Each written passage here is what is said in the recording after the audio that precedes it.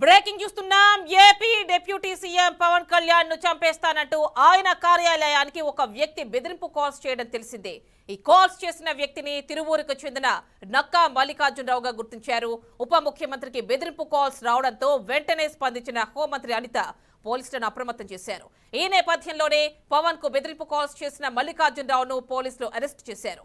ఆ వ్యక్తి బందరు రోడ్డులోని ఇందిరాగాంధీ స్టేడియం సమీపం నుండి పవన్ పేషికి కాల్ చేసినట్లు గుర్తించారు. అభ్యంతరకర భాషతో కూడిన సందేశం కూడా పంపాడు. తాజాగా అతడిని అదుపులోకి తీసుకున్న పోలీసులు ప్రశ్నిస్తున్నారు.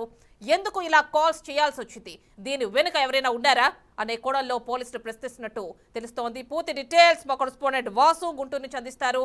వాసు, చెప్పండి. ఫోన్ రాలేదు నాకు.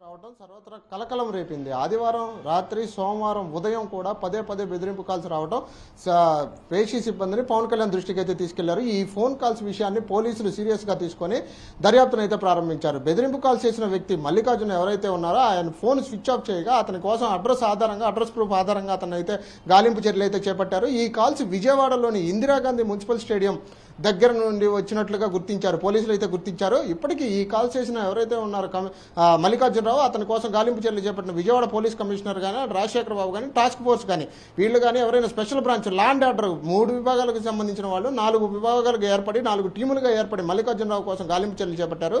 ఈ నేపథ్యంలోనే మల్లికార్జునరావు ఇవాళ ఉదయం పోలీసులు అయితే అదుపులోకి తీసుకున్నారు.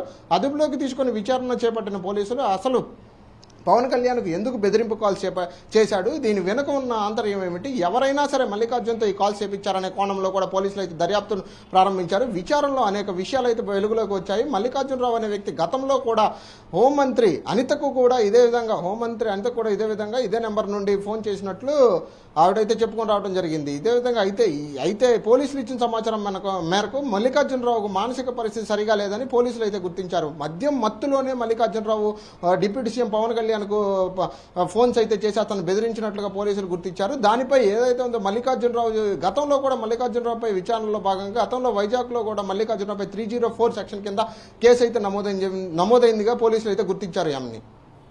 Right Vasu, thank you.